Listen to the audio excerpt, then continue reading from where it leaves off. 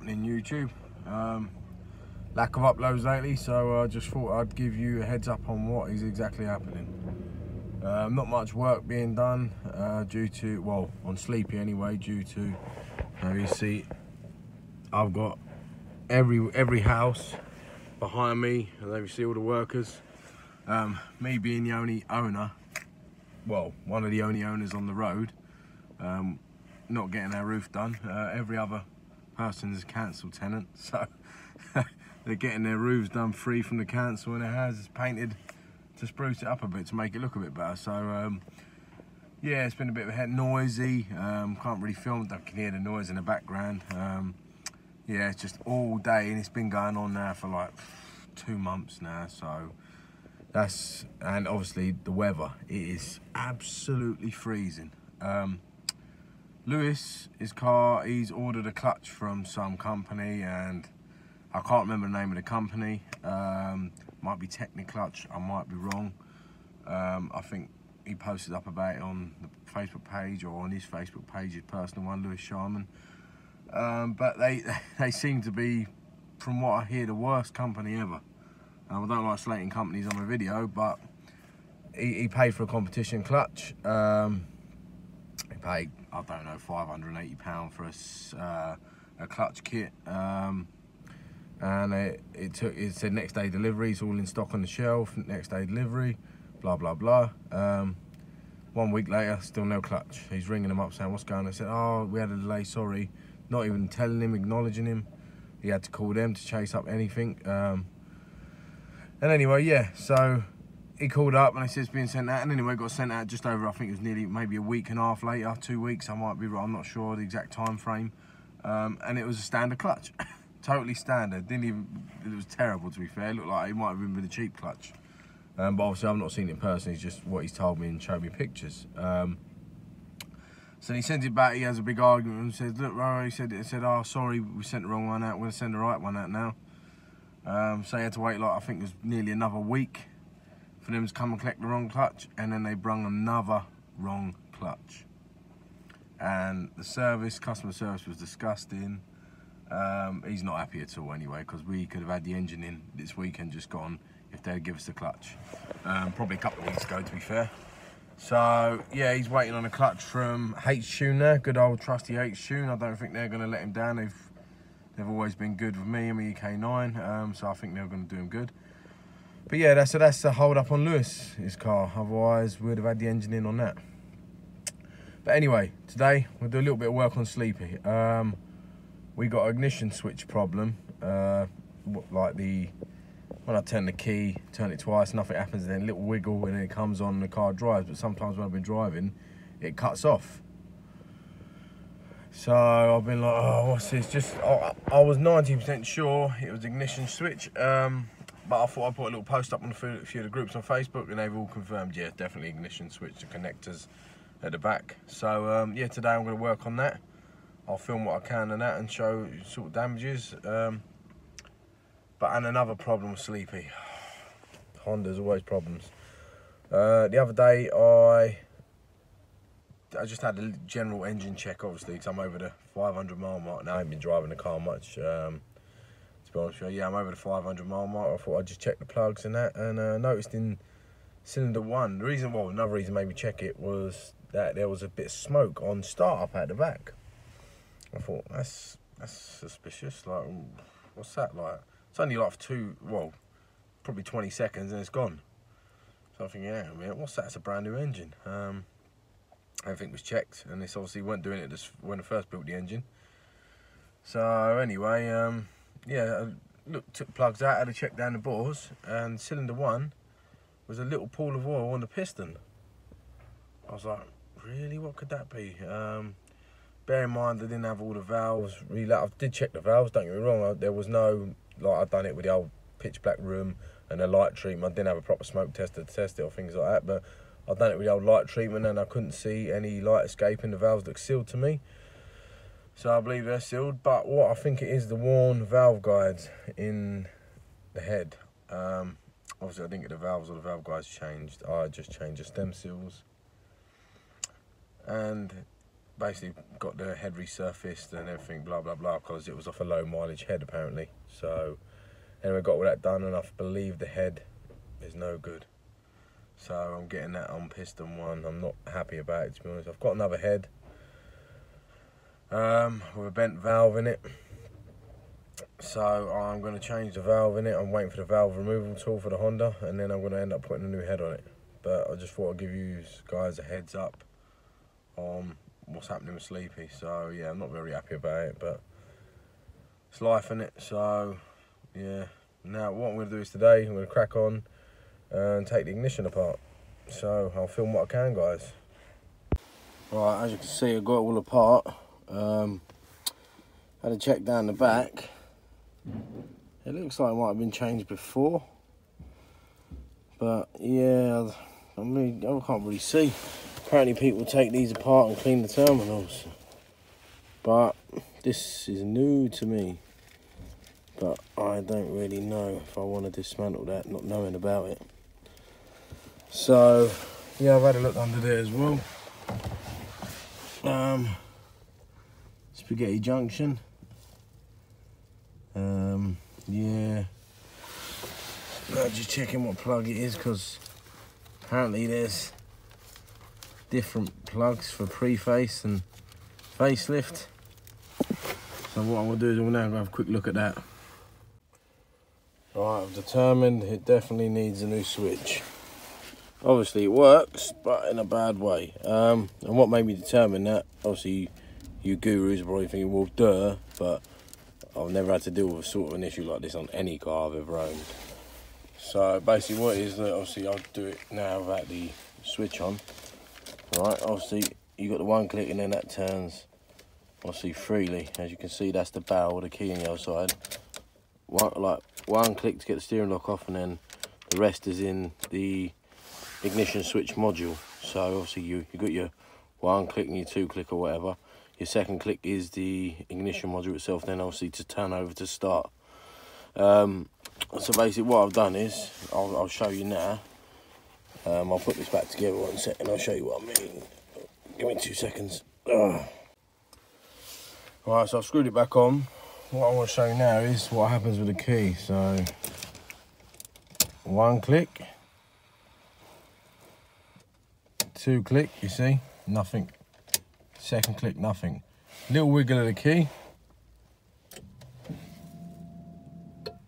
See that? Little wiggle of the key backwards. Nothing. Second click again, little wiggle of the key. I say wiggle, but it's more like this. So you watch, ready? Turn it there, nothing still. And then little touch like that. It's not loose, there's nothing, look, it's not loose at all or nothing like that. It's solid in there and it's not flickering on and off. So yeah, I'm gonna put it down to the ignition switch. If any of you guys think otherwise, give us a comment, let us know. Yeah, so what I'm gonna do now, obviously the car ain't been started in ages, so the battery's flat. So yeah, what I'm gonna do now is put this back together quickly. Yeah, so basically, yeah, moral of the story is new ignition switch needed, a new head needed. I don't know if I explained it earlier on, but another reason what makes me think this head is only when it's cold. Only when it's cold, it burns a little bit of oil off that's sat on the piston, which leads me to believe that obviously when the engine's really cool, so when it's hot, it don't smoke at all. A little bit on hard boost, but it's always done that with the eBay Turbo. But I mean, yeah, as in engine wise, it's only on the start up, and when the engine's cold. When the engine's warm, obviously there's nothing. Like you'd think it'd be burning oil off still, but it's not. It only seems to be when the engine's cold, yours leaking down onto the piston. So yeah, basically gonna have to take it off and put a different head on. It's a bit of a headache, but I've got something coming soon, guys. I don't want to say too much about it. You're probably sick of me saying it, but there is, within the next sort of 3 to 4 weeks, I'm going to start shopping for some proper parts. I'm going to send the block off to get Darton sleeves. It's going to be sleeved properly. And I'm gonna go for a serious build, not no more eBay crap. Don't get me wrong, I'm still gonna keep this. I'm still gonna send it once it's all perfect for Jesse to map. And I'm gonna send it and maybe blow it up. We'll see how far it goes. But yeah, I'm gonna put another turbo on it because I said that turbo smokes a little bit on hot. Like if you're, say we can get to 7.5K, 8K on the rev, then a little bit of smoke spits out. But I'm pretty sure it's the turbo anyway that's causing that. So yeah, so I'm gonna get another eBay turbo for it. New set of injectors for it because obviously Jesse keeps hailing me, get rid of them rubbish Evo injectors. He's not wrong. So I'm gonna get another set of injectors for it, probably ID 1000s. I've got a mate who has some. I don't know if he's still got them, but I was gonna buy them a while ago. But obviously with Christmas and just everything going on, I haven't had time to get back to him. So if he sold them, that's fair play. If he hasn't, then I'm gonna get them off him. And then we're gonna get something going on this. Hopefully gonna map this to its limits. And I'm debating to even buy a bigger turbo and just try and send it. Obviously the cams though, the cams are gonna restrict the car. But maybe I'm even debating buying on a bigger turbo and bigger cams and see what the inlet and the intercooler can run. I just want to see what these block guards can do because people were saying, oh, how can you not do CSS and like just do, why you do a block guard instead just do CSS. But from my, obviously I've never cracked anything, like I've never cracked a cylinder on any of my cars, but from my experience and what I've done extensive research in things like that, 9 times out of 10 they crack in between the cylinders at the top. So if you look at a block, I'll try and post some pictures in here. These are some of the where they crack, and where the CSS goes is around the outskirts of the water jacket. Don't get me wrong, the CSS is really bracing the outskirts of the water jackets, which is what I see. But in between the cylinders, there's still no extra support. Maybe a bit lower down there is, but at the top is where they crack and they can't get no extra support in there. So that is my theory and opinion on CSS. Don't get me wrong, I'm not saying it's, if you want to do it, do it. It's definitely going to make you stronger. But I don't believe it's going to make it stronger in between each cylinder, where they seem to crack. And I said from the pictures you see there, that's where they crack. But that's because I had so many people messaging me, why are you using block guards?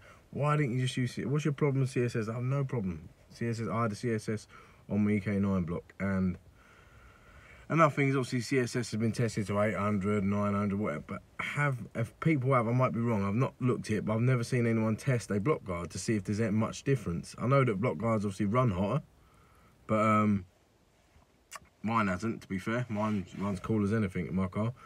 But obviously I've not properly sent it yet, so I'm willing to still test all that yet. But yeah, no, if anyone's tested a block guard to its limits, not on just one occasion, I'm going on multiple occasions. Like if it's been tested a few times and what the outcome is, just comment on the video and send me the link or something. I'd like to just have a look. That's all. But yeah, so I'm not nothing against CSS. That is my personal preference and opinion from my studies. That's what I'm observing. My ideal engine will be Darton sleeve, which is what I'm doing now. So in a couple of weeks I'm going to send a block off to get Darton sleeved. Going to be some top quality parts going in it. I'm just going to go basically for as an indestructible engine as possible, so I can just send it because I want a street / drag car, and it won't be my daily no more. So it's going to be just literally like for fun. I'm buying a new daily soon, so you guys will see that on the channel as well. But yeah, I just think that all clears it up with people keep questioning me why I didn't do CSS, but that's my opinion of it. Maybe wrong opinion. I'm not telling people to do whatever, do this or do that. That is strictly on my behalf and what I've studied and what I've witnessed. So you don't have to listen to it, you don't have to follow it. You can comment what you think, but that is my true overall opinion from what I've observed. So yeah, but we've got some big plans in the pipeline. Lewis's should be done, I reckon. We're hoping to have Lewis's driving about by mid-March, maybe sooner. But yeah, that's our plan, to get it running in by March sort of time, and then hopefully mapping by April and get him out for the season. So there's going to be more stuff happening to this. I was going to do a hatch build or an EG. I think I'm going to keep the coupe. I'm 90% sure I'm going to keep the coupe and strip it and cage it and so on. But if a right EK or EJ shell with a cage in, or EG comes up with the right price with another engine in, because I want another whole engine, maybe I'll build that. We'll see. But I said 90% sure I'm going to keep this. Sorry about the video dragging on. Probably bored. You're probably bored of me talking now. You probably think, oh, this geezer don't shut up. Want to see some racing content and things like that. But that will be coming, I promise you guys. I can guarantee you that this year, trust me, there's going to be this year's going to be good. There's some serious cars out there. One of my mates has just had a serious GTR built. I'll have that on the channel soon. I think it's just shy of 1200 horsepower. You've got another mate who's building a mad EK9 with a K20 in it. Turbo. I'm going to have that on the channel. Yeah, I'm going to just have a few cars on the channel. There's loads of cars being built around here. So there's going to be some good days this year. And obviously this is winter time, guys. So yeah, this is the worst time of the year for which. And another thing I didn't add, sorry I keep rambling on. We are currently looking for our own premises, me and Lewis. So somewhere we can have a ramp in it, we can fit a couple of cars in, and then sort of all the work we want to undertake will be a lot easier for us, as he's got a tiny little garage at the moment. He can't move around, he can just get a car in it. He's used that for storage whenever he works on his car. He pulls the car out to work on it. So yeah, we're looking for a premises at the moment for the right price. Don't want to be paying over the odds for it, because there will be little jobs undertaken in there. If people want work done, we'll do that, but mainly for our personal use, I'd say. So if anyone knows any lockups local to Norfolk for a decent price, then drop me a message on the Facebook page and let's have a look.